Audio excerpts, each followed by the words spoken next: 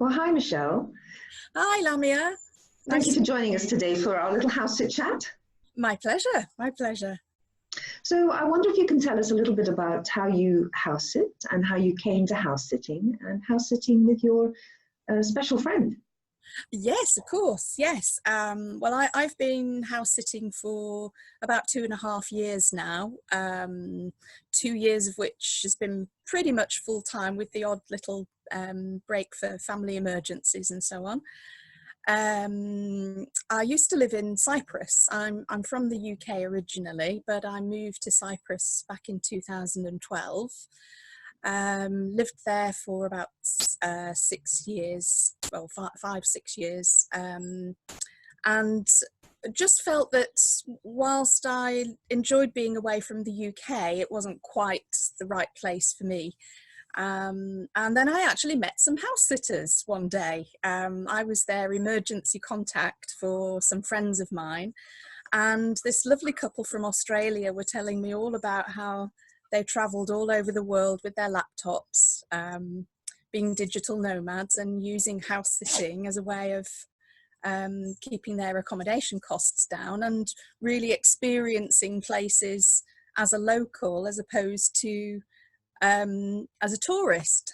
And I guess I got the bug from them really. And I'd, as I say, been getting itchy feet for a little while and wanting to explore somewhere. Um, but by that time, I had done the classic expat thing in Cyprus and adopted a stray dog. It's if you stay there long enough, you always end up with at least one stray animal. So yeah, I kind of got the house sitting bug, but was really not sure whether I'd be able to house sit because of having Eddie. But I thought, well, I'll give it a go, and I started off just house sitting locally for friends and friends of friends who had pets and were wanting to go away on holiday. Um, I enjoyed it. Eddie enjoyed it, and so we decided to take the plunge and see if we could get some house sits overseas away from Cyprus. And it took a little while, but eventually a very nice lady in Italy offered us the chance to come and house sit for her, and that's really how we got started with the international house sitting and haven't looked back. Well, it seems a very exciting and a slightly brave lifestyle. I mean, not everybody would, pack up and go house sitting in the first place, somewhere they don't know, a new country, but then bringing their dog with them. I mean, I've only ever seen Eddie in photos, but she seems adorable. But it's a brave thing to do. Do you have a sense of being an adventurer, or is it something that just felt natural and you wanted to give it a go? Well, I think having moved to Cyprus from the UK, I think that kind of broke me out of my comfort zones. I was already out there.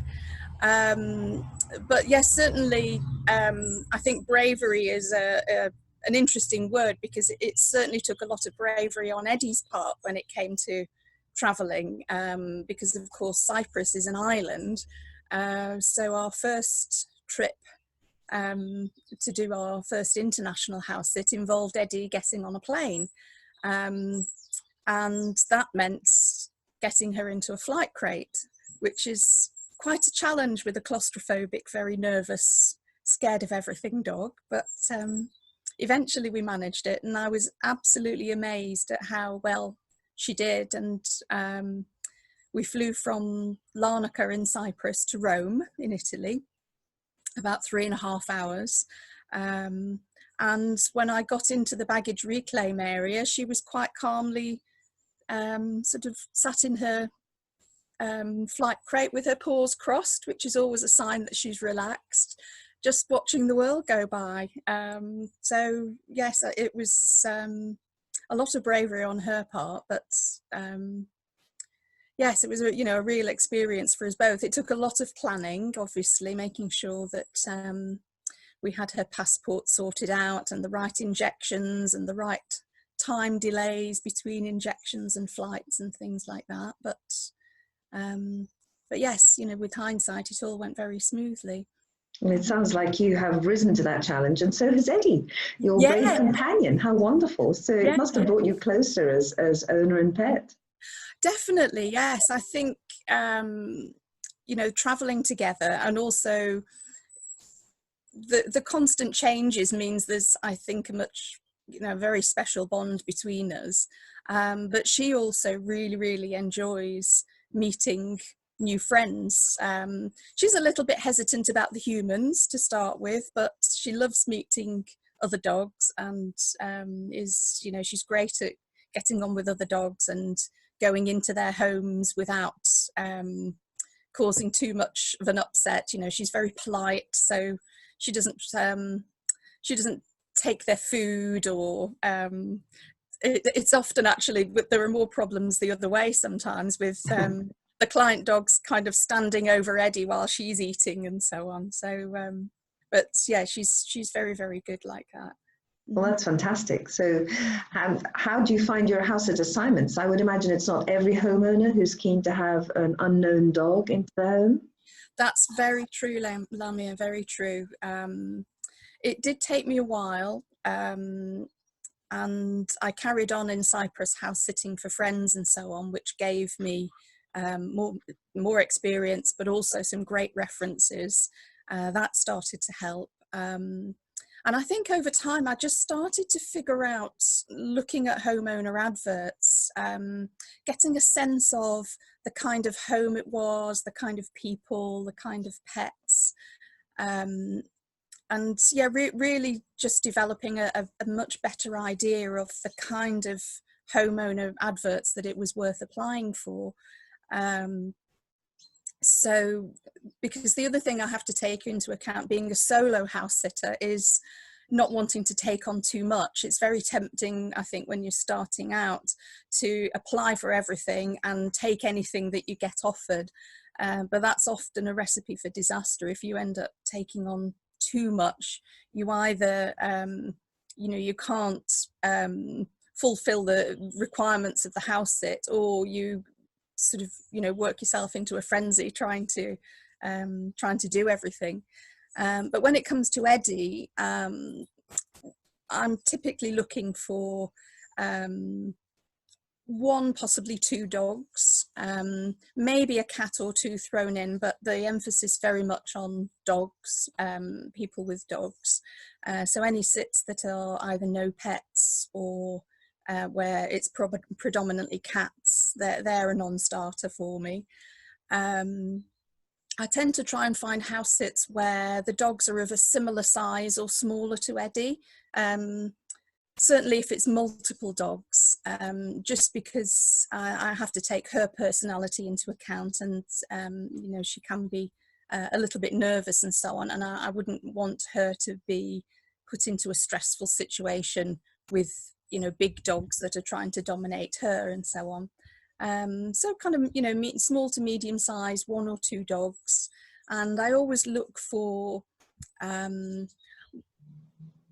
some sense of the personality of the dogs. So, you know, if they talk about how friendly the dogs are, and you know, how great they are at the dog park, and these kind of little clues that just tell me that these are you know, great friendly dogs that are going to more readily accept a stranger coming into their home.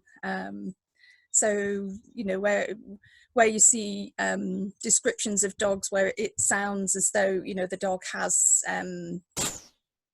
problems with other dogs and so on, then equally they're a non-starter. And also clues from the homeowners as well. You know, you start things in the photographs, for instance, if you see the dogs on the sofa, you know that these are people that are very relaxed with their dogs, very comfortable with their dogs, have a good relationship with them. And they're the kind of people that are much more likely to consider another dog coming into their home. Well, it sounds fascinating how you try and assess the situation before you even apply. So Yeah. you obviously have some strategies that you Yes, use to that's approach it. different applications. That's it. I think if you've got a better idea of the kind of sit that's going to work for you, and also, you know, generally, but for me, yes, a better idea of the kind of homeowner that is likely to welcome Eddie, then you're off to a head start, really. And then in my applications, I'm very upfront. Literally, the first sentence of my application is asking whether they would consider a house sitter who travels with their own dog. And then I really talk about as much about Eddie and her experience and how previous sits have gone as I do about myself, really, and what I have to offer, what I can bring to the house sit. And yes, I still get where I've not read the situation well enough, and I get a reply saying no, we couldn't possibly have another dog, and so on. But increasingly, now the majority of people, it's either, oh yes, Eddie wouldn't be a problem, or oh, that would be fantastic. My dog would love to have another dog around. So yeah, I think that's, I'm getting better. It's an iterative process. As with any house sitter, you just get better and better at writing your applications. So in terms of finding at least the opportunity to get an interview with a homeowner, it sounds like you have some clear recommendations. Obviously, be honest and be upfront about the fact you're traveling with a pet. That's it. It's such a deal breaker that you can't throw it in at the end of an interview. It's got to be right there, number one in the application, so that if it is a deal breaker for the homeowner, you've not wasted your time, you've not wasted their time. Because I know it's a lot of work for a homeowner to find a house sitter, reading through all the applications, and then interviewing people, and to go all the way to the finish line and then say, oh, by the way, is it okay if I bring my dog? It's not fair on them, and it's a complete waste of your own time as well. Well, I think that's very fair of you to recognise that actually it's work on both sides. Oh, very much. There's honesty required on both sides as well. Definitely, yes, definitely. And another certain strategies, obviously, regarding the introduction of Eddie to the new household, because that's something that I think house sitters with dogs don't always think is as important as it is. And if you have done it over and over, you realise that, on paper it can seem absolutely fine. And, the homeowner's willing, you're willing, and you get there and it doesn't always work. It can take them 24, 48 hours to work out the introductory sort of dance they have to do, and, getting to know each other, being comfortable with the smells and the attitudes. There must be an approach that you have to take to just gradually introduce them, or just see how it goes, and then just deal with the situation when, let's say, the dogs don't agree. How do you deal with that? Well, I think the first step is using the interview process to really get a very, very good understanding of the client pets that you're going to be looking after. And if I'm at all uncertain about how that's going to go, I would rather say no to the sit than run into problems later. Then in the run up to arriving, I always keep in touch with the homeowner and obviously communicate my travel plans and so on. And then I explain to them what I've found that works best. One of the challenges with sitting internationally is that I could be only flying into the country on the day, or driving 300 or 400 miles to get to the house sit. So introducing the pets in advance isn't always an option. So typically what I've found is I always try to make if I'm driving, for instance, I will always try and make the day I'm arriving, I'll make my journey as short as possible. So I'll perhaps stay in a hotel, maybe an hour's drive away or something like that. So that means that Eddie's not had too long cooped up in the car and she's still fairly relaxed. I always ask the homeowners to make sure that their pets have a quiet day, and also for them, because dogs very much pick up on human emotions and human states of mind. So it's important for the homeowners not to be nervous, because otherwise their dogs can pick up on that. And then typically I will, I'm normally arriving by car, if not my own, then a hire car. I will leave Eddie in the car, and I will go in on my own first of all and get all the introductions to the pets done just with me. Most dogs will get excited when somebody's coming to the house, either in a friendly way or in a sort of barking, guarding the house kind of way. So if I can get all that out of the way before Eddie's brought into the picture, that helps. And I always make sure that when I leave Eddie, I always give her a good sort of cuddle and rub and so on, so that when I walk into the house, I've actually got Eddie's scent on me. So the dogs kind of get a second-hand introduction, if you like, to Eddie before she actually comes into the home. So they get to say hello to me, they get all the excitement out of the way. I'll, maybe give out a few treats and that sort of thing. And then once the dogs have settled down in the house, then I'll bring Eddie. And what I always try to do is introduce them in the garden, if we can do, so that everybody's off the lead, because again, leads can create all kinds of tension. Dogs can be more stressed and more aggressive and react differently when they're on the lead. So if everybody's off the lead, then they can kind of do the doggy sort of sniffing at each other, and if anybody needs some space, they can easily get away. They're not feeling trapped at all.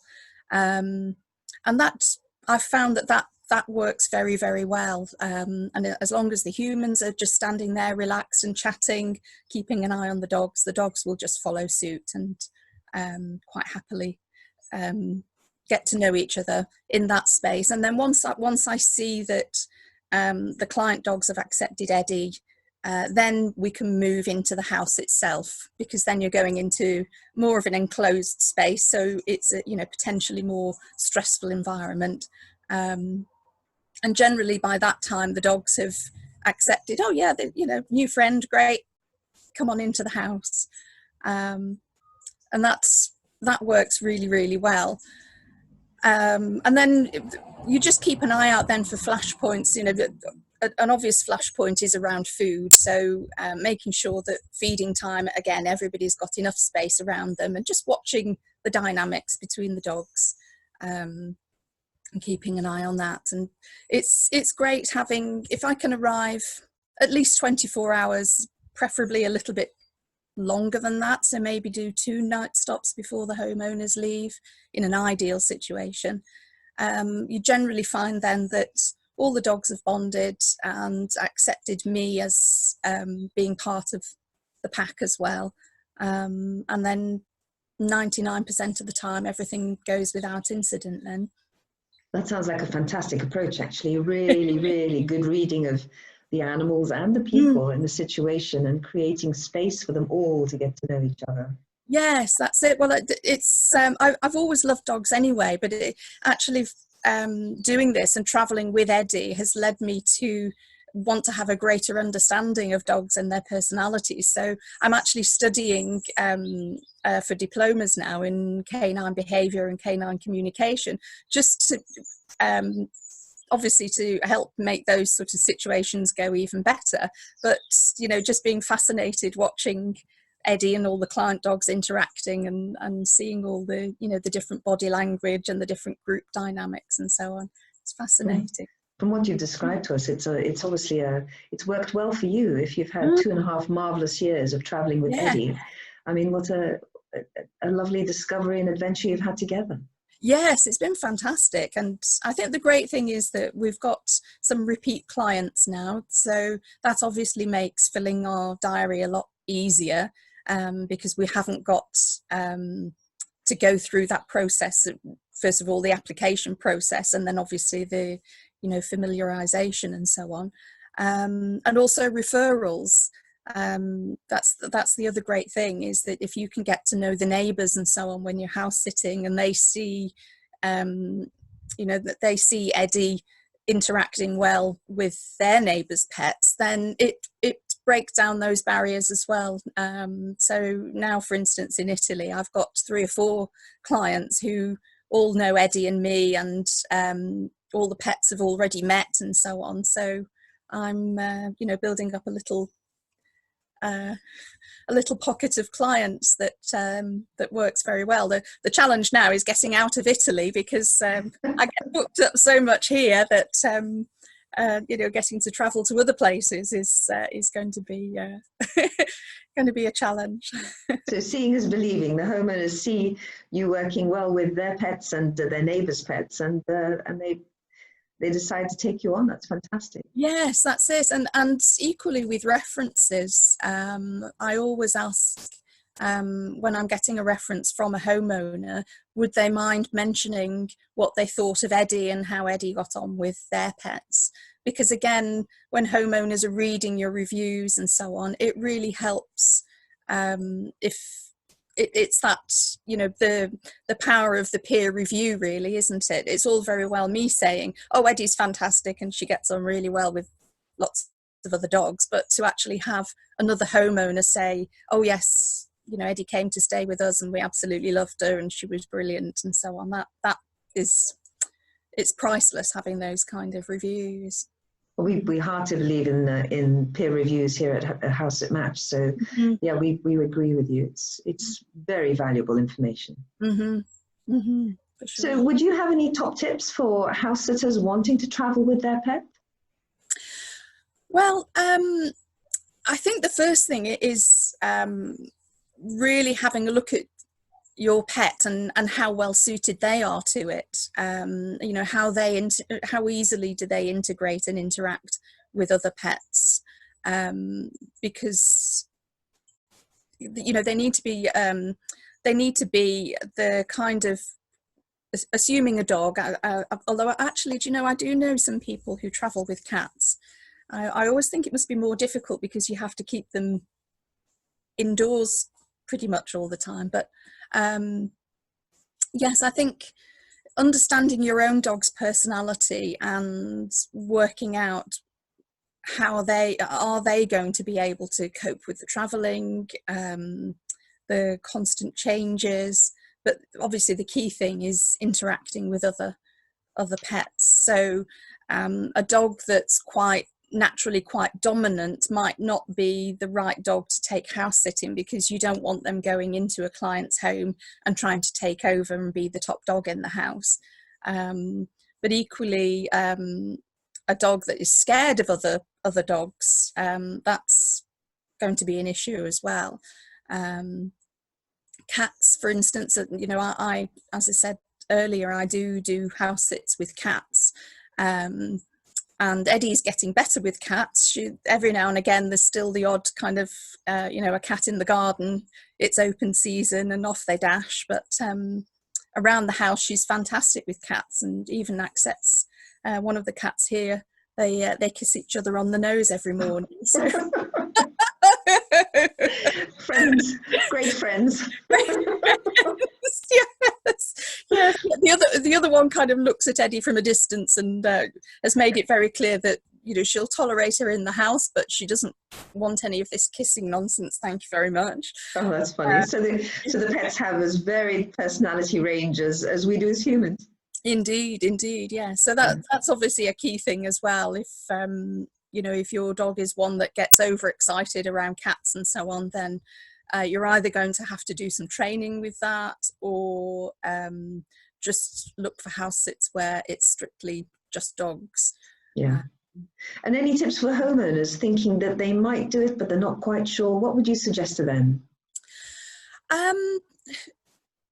Fairly similar, really. It very much comes down to the dog's personalities, and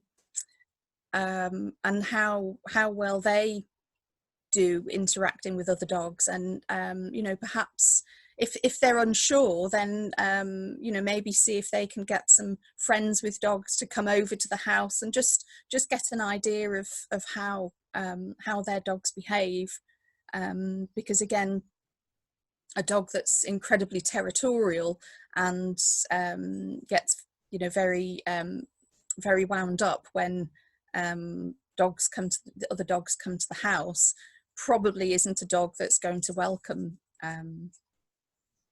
welcome a strange dog staying in the house. I think they just have to be open-minded, really. I think certainly I like to explain that because I have my own dog, I'm used to looking after dogs on a day-to-day basis. It's just part of my daily routine. And I understand them. I can tell when a dog is happy or not, when they're perhaps not feeling well, so on and so forth. I'm used to organising my day around dogs, so recognising that I can't just go out sightseeing for the whole day, and so on. So certainly, yeah, considering somebody who has their own dog with them, it does give you those advantages of knowing that the person who's coming is somebody who really, really understands and loves dogs. And yeah, you're not somebody who's going to just use your home for having a free holiday and pay lip service to just sort of putting some food down and then disappearing off sightseeing and so on. Thank you, Michelle. I mean, you're a pet lover extraordinaire, I think. You've given us some really, really interesting insights based on your personal experience. So thank you very much indeed. My pleasure. My pleasure. Speak to you again soon. Okay. Bye, Lamia. Bye.